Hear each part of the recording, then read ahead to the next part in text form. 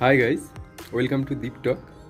तो आज मैं आपको दिखाने वाला हूँ कि एंड्योरामस लस्सी कैसे बनाते हैं। ठीक है, तो उसका जो प्रोसेस है वो दिखाने जा रहा हूँ। तो चलिए शुरू करते हैं। तो पहले ये 1 गिलास मिल्क ये देते हैं।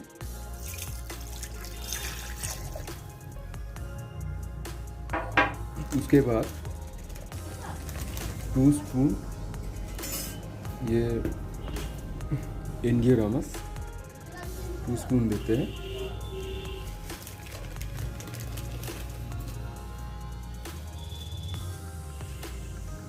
इसमें मिला दिया और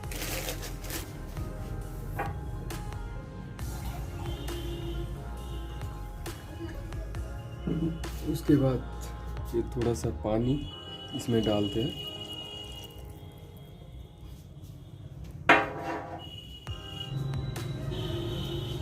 फिर उसके बाद ये 2 केले इसमें डालते हैं। ठीक है,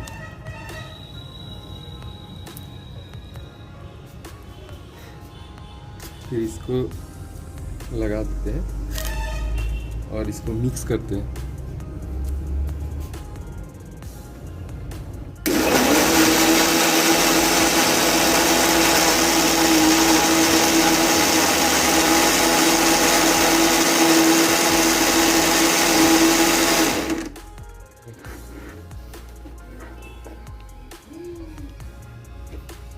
डालो भाई डालो, ग्लास में डालो।